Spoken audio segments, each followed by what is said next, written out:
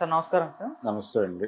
Sir విజయవాడలో ఉన్న Annapurna and Shakuntala ఈ థియేటర్ల పైన దాడులు జరిగాయి సార్. రాత్రికి రాత్రే జేసీబీలతో మొత్తం ఆ థియేటర్లను ధ్వంసం చేయడం జరిగింది. అసలు ఎవరు చేశారు? ఎందుకు చేశారు? ఈ విధంగా చేయడం ఏంటంటే ఒక చర్చ అయితే జరుగుతుంది సార్. దీనికి సంబంధించి అసలు ఏం జరిగింది సార్? దాయాదుల పోరండి అది.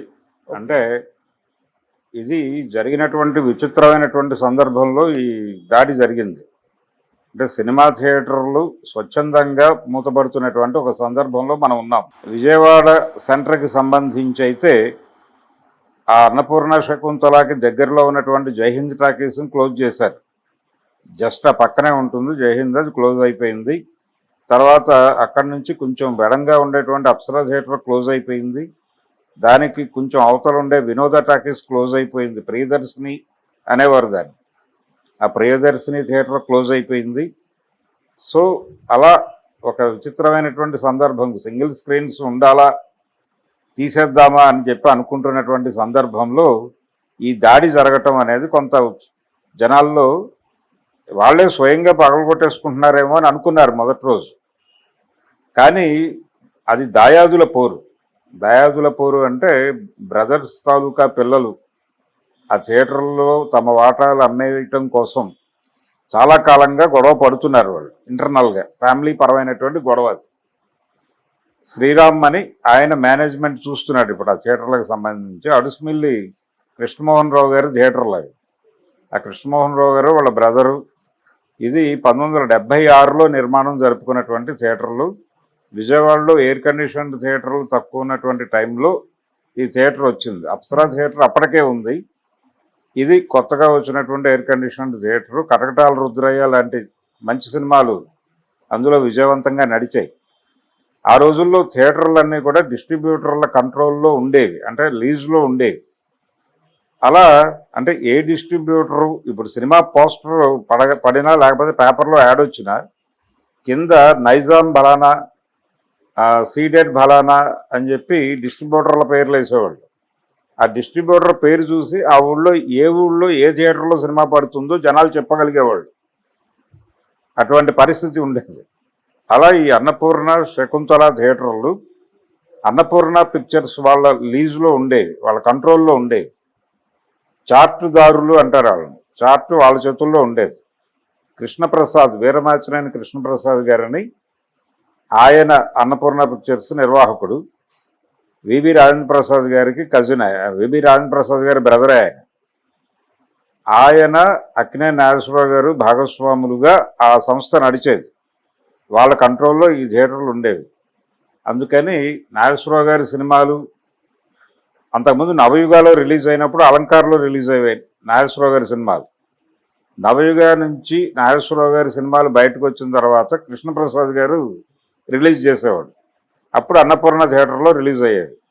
ముద్దుల కొడుకు, ప్రేమాభిషేకం, యువరాజు ఇవన్నీ అందులో రిలీజ్ అయిన సినిమాలే. అలాగే వడ్డే బ్రదర్స్కి సంబంధించిన సినిమాలు కూడా అక్కడే అన్నపూర్ణ వాళ్ళే రిలీజ్ చేసేవాళ్ళు. అంతకు ముందు అంటే ఈ అన్నపూర్ణ శకుంతల రావడానికి ముందు కృష్ణప్రసాద్ గారి లీజులో విజయ టాకీస్ ఉండేది. అక్కడ పడేవి సినిమాలు. దసరా బుల్లోడు ఇవన్నీ అక్కడ రిలీజ్ అయిన సినిమాలు. ఆ తర్వాత ఈ థియేటర్ వచ్చిన తర్వాత ఇది ఎయిర్ కండిషన్డ్ థియేటరు. కొంచెం జనాలు అంటే కొత్త టెక్నాలజీ, కొత్త తరహా థియేటరు, దాంతో జనాలు అట్రాక్ట్ అయ్యేవాళ్ళు. అలా నడిచినంతకాలం వ్యాపారం బాగా నడిచింది. చాలా పెద్ద హిట్స్ ఉన్నాయి ఆ థియేటర్లో. ప్రేమాభిషేకం అక్కడే 1 year ఆడింది. అలాగే రామారావు గారి బొబ్బిలిపులి సినిమా కూడా ఆ థియేటర్లోనే ఆడింది. విపరీతమైన డబ్బులు కలెక్ట్ చేసినటువంటి సినిమాలు చాలా అందులోనే విడుదలైనాయి. అయితే విచిత్రంగా ఇప్పుడు ఆ థియేటర్ అంటే శకుంతల థియేటర్ కూడా 2 థియేటర్లు. అది మొదట నాన్ ఏసీగా ప్రారంభమైంది శకుంతల. అన్నపూర్ణ మొదటి నుంచి ఏసీనే. అది 76 ఆగస్టులో ప్రారంభమైంది ఆ థియేటరు. నందమూరి తారక రామారావు గారు ఇనాగరేట్ చేశాడు ఆ థియేటర్లో అన్నపూర్ణని. అన్నపూర్ణ ఓపెన్ అయిన దాదాపు 1.5 year 2 years శకుంతలని ఓపెన్ చేశారు. శకుంతల ఓపెన్ చేసినప్పుడు అది నాన్ ఏసీ. తర్వాత కొంతకాలానికి దాన్ని ఏసీ చేశారు. అందులో కూడా సెన్సేషనల్ సినిమాలు ఆడినాయి. ఇంటింటి రామాయణం అనే చంద్రమోహన్ సినిమా దాదాపు 60 రోజుల పైన హౌస్ఫుల్స్తో నడిచినటువంటి సినిమా. పర్వతనేని సాంబశివరావు గారు డైరెక్ట్ చేశాడు ఆ సినిమాని, నవతావారి చిత్రం. అలా శకుంతలలో కూడా హిట్ సినిమాలు చాలా వచ్చినాయి. అలా ఆ 2 థియేటర్లకి విజయవాడ సినిమా లవర్స్తో ఓ మంచి అటాచ్మెంట్ ఉండేది. అటువంటి థియేటర్లు వాళ్ళు స్వచ్ఛందంగా ఈ మధ్యకాలంలో ఈ డిస్ట్రిబ్యూషన్ వ్యవస్థ పోయిన తర్వాత ఆ థియేటర్ల కళ కూడా పోయింది. పోయి నెమ్మదిగా ఏదో సినిమా బయర్ ఎవరో ఒకళ్ళు ఆ థియేటర్లో వేసుకునేవాళ్ళు. జనం వస్తే వచ్చేవాళ్ళు, లేకపోతే లేదు. జనం వచ్చినా రాకపోయినా 6 లక్షలు ఖర్చు ఉండేది. ఎందుకంటే స్టాఫ్ మెయింటెనెన్స్ అనివార్యంగా ఉంటుంది. అలాగే ఈ రిలీజుల వలన కొంత బ్రీతింగ్ స్పేస్ వచ్చింది ఈ థియేటర్లకు ఈ మధ్య కాలంలో. వచ్చినప్పటికీ ఆ థియేటర్లకు ఎప్పుడూ కష్టాలు వెంటాడినాయి. అన్నపూర్ణ, శకుంతలకి, పర్టికులర్గా అన్నపూర్ణకి ఆ మధ్య RRR సినిమా అందులో వేశారు. సినిమా రిలీజ్ అయినప్పుడు అందులో అది కూడా ఓ థియేటర్. ఓకే. అయితే ఆ రోజు ఏదో టెక్నికల్ ప్రాబ్లం వచ్చి ప్రొజెక్టర్ ఆగిపోయింది సినిమా నడుస్తూ ఉండగా. దాంతో ఆగ్రహోదగ్రులైనటువంటి ప్రేక్షకులు మొత్తం అద్దాలు అన్నీ బాగొట్టేశారు. పగలగొట్టేసిన తర్వాత అంటే అంతకు ముందు కూడా ఒక గొడవ జరిగింది ఇలాగే. బాలకృష్ణ గారి సినిమా ఏదో వస్తే కుర్చీలు అవన్నీ పగలగొట్టేశారు. ఆ తెర మీదకి ఎక్కి అంటే స్క్రీన్ మీదకి ఎక్కి గొడవ చేశారు. దాంతో వాళ్ళు ఏం చేశారు, స్క్రీన్ దగ్గర మేకులు పెట్టారు. ఈ RRR సినిమా దెబ్బతిన్నప్పుడు చాలామంది తెర చింపేయడానికి ప్రయత్నం చేసి గాయాల పాలయ్యారు. వాళ్ళు అపాయమని బోర్డులు పెట్టినా కానీ పట్టించుకోకుండా ఎక్కేశారు చాలామంది. బయటకు వచ్చి ఆ కోపంతో బయట ఉన్నటువంటి అద్దాలన్నీ పగలగొట్టేశారు. అలా విధ్వంసమైంది. తర్వాత మళ్ళీ దాన్ని బాగు చేసుకున్నారు వాళ్ళు. ఈ క్రమంలోనే ఇప్పుడు నిన్న జరిగినటువంటి ఇన్సిడెంట్, అది యాక్చువల్గా 31st నైట్ జరిగింది. May 31st నైట్ జరిగినటువంటి ఇన్సిడెంట్. వాళ్ళు ఈ పవన్ కుమార్, శ్రీరామ్ వీళ్ళిద్దరూ బ్రదర్స్, పవన్ కుమార్ పిల్లలు, వాళ్ళు అడుగుతున్నారు వీళ్ళు మేమేదో డబ్బులు ఇస్తామంటున్నారు. వీళ్ళు ఇస్తామన్న డబ్బులు, వాళ్ళ ఆశించిన డబ్బులు ఒకటి కాదు, వాళ్ళు ఇంకా ఎక్కువ కోరుకుంటున్నారు. ఆ వివాదం పరిష్కారం కావడం లేదు. ఈ ప్రాసెస్లోనే వాళ్ళు థియేటర్ నడవకుండా ఆపాలి అనే ఉద్దేశంతో ఈ దాడి చేసినట్టుగా కనిపిస్తోంది. అయితే ఈ కుటుంబాలకు తెలుగుదేశం పార్టీతో సన్నిహిత సంబంధాలు ఉన్నాయి. ఆ శ్రీరామ్ గారు ఏదో ఆఫీస్ బేరర్ కూడా టీడీపీలో. ఈ ప్రాసెస్లో ఈ ఇది కేసు కాకూడదు, పోలీసులు దీనిలో ఇన్వాల్వ్ కాకూడదు, కోర్టు దాకా వెళ్ళకూడదు అనే అభిప్రాయం వాళ్ళకు ఉంది. ఇంటర్నల్గా సెటిల్ చేసుకుందామని అనుకుంటున్నారు. అందుకని వార్త బయటకు పక్కనివ్వలేదు. మీడియాలో కూడా ఎక్కడ అది ప్రొజెక్ట్ కాకుండా చాలా కేర్ తీసుకున్నారు. ఏ పేపర్లోనూ ఎక్కడా కూడా ఆ వార్త రాలేదు. ఆ వార్త రాకుండా కేర్ తీసుకున్నాడు ఆయన, శ్రీరామ్ గారు. తీసుకొని అది పరిష్కరించేసుకుందామని ప్రయత్నం చేస్తున్నాడు. ఇదే సమయంలో అవతల వాళ్ళు కూడా ఇన్ఫ్లుయెన్స్ చేస్తున్నారు. వాళ్ళు అదే పార్టీ, వాళ్ళు కూడా టీడీపీలో ఒక శిబిరం వాళ్ళకి, ఒక శిబిరం వీళ్ళకి మద్దతు. దాంతో విజయవాడ పోలీసులు కంప్లైంట్ కూడా తీసుకోలేదు. వాళ్ళు వచ్చి అటాక్ చేసిన తర్వాత కంప్లైంట్ ఇవ్వడానికి వెళ్తే స్టేషన్లో కంప్లైంట్ తీసుకోమంటే రిజిస్టర్ పోస్ట్లో కంప్లైంట్ని పంపించాడు ఆయన. పంపించి వాళ్ళ ఫ్యామిలీ మెంబర్స్ కూడా అక్కడికి వచ్చి కూర్చుని సెటిల్మెంట్ కోసం ప్రయత్నాలు చేస్తున్నారు ఇప్పుడు. సో ఆ సెటిల్మెంట్ కంప్లీట్ అయిపోయి దాయాదులకు వెళ్లాల్సినటువంటి డబ్బులు, వాటాలు వెళ్ళిపోతే ఆ సమస్య క్లియర్ అవుతుంది. చాలా పెద్ద సైట్ అది. గవర్నర్పేటలో చాలా, బకింగ్హామ్ పేట అంటారు యాక్చువల్గా దాన్ని, బ్రిటిష్ వాళ్ళ దీని ప్రకారం. అది కీలకమైనటువంటి ఏరియాలో చాలా పెద్ద సైట్లో ఉన్నటువంటి థియేటర్లు అవి. పార్కింగ్ స్పేస్ చాలా ఎక్కువ ఉంటుంది ఆ థియేటర్లకి. కార్ పార్కింగ్ అంటే ఆ రోజుల్లో నిర్మించినప్పటికీ, 76లో నిర్మించినప్పటికీ చాలా పార్కింగ్ స్పేస్కి భవిష్యత్తులో ఎన్ని కార్లు వచ్చినా పట్టేలాగా పార్కింగ్ స్పేస్ ఏర్పాటు చేసుకుని థియేటర్ కట్టారు. అందుకని చాలా పెద్ద సైట్ అది, కీలకమైన ఏరియాలో ఉంది. అందుకని దాని వాల్యూ చాలా ఎక్కువ. యాజ్ ఏ సైట్గా దాని వాల్యూ చాలా ఎక్కువ. అందుకని ఈ వివాదం నడుస్తోంది. వాళ్ళకి కావాల్సిన సెటిల్మెంట్ ఏదో జరిగిపోతే వెళ్ళిపోతారు. థియేటర్లు అయితే ఆడించకపోవచ్చు ప్రస్తుతానికి. ఎందుకంటే ఆయన మొత్తం ధ్వంసం కాలేదండి. అన్నపూర్ణ థియేటర్ బాగానే ఉంది. అన్నపూర్ణ బాగానే ఉంది. శకుంతల వైపు, శకుంతలకి లేడీస్ ఇవి ఉంటాయి, డోర్స్ ఓకే. అక్కడ కొంత డిస్టర్బెన్స్ చేశారు, తవ్వారు, ఇవి తీసుకొచ్చారు, ఆ, ఈ తవ్వేటువంటి జేసీబీలు అవి తీసుకొచ్చి అక్కడ గేట్లు అవి పగలగొట్టేశారు.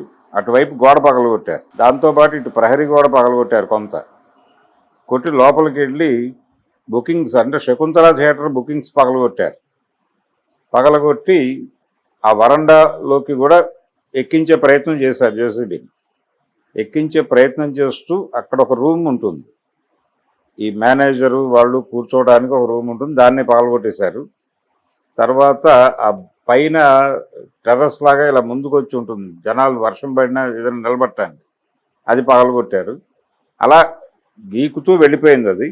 యాక్చువల్గా వాళ్ళ ప్రోగ్రామ్ మొత్తం పడగొడదామనే ప్రోగ్రాంతో వాళ్ళు నైట్ వచ్చారు, 1 గంట ఆ టైంలో వచ్చారు అనేది చెప్తున్నారు. అక్కడ కాపలా వాళ్ళు వచ్చి వాళ్ళ కాపలా ఉన్న వాళ్ళని లేపి వాళ్ళ దగ్గర సెల్ ఫోన్స్ తీసేసుకుని వాళ్ళని కస్టడీలోకి తీసేసుకుని అప్పుడు చేశారు ఈ పని. అయితే వచ్చిన వాళ్ళకు కూడా ఇందులో భాగస్వామ్యం ఉండటంతో వాళ్ళు మాట్లాడలేని పరిస్థితి. కాపలాదారులు వాళ్ళు జీతం కోసం ఉండేవాళ్ళు అక్కడ, వాళ్ళని కలిసి ఓనర్లుగా చూసిన వాళ్ళు. అందుకని ఏం చేయాలో అర్థం కాని కన్ఫ్యూజన్లో వాళ్ళు పడిపోయారు. దాంతో వాళ్ళు చాలా ఈజీగా వాళ్ళ పని వాళ్ళు చేసుకున్నారు.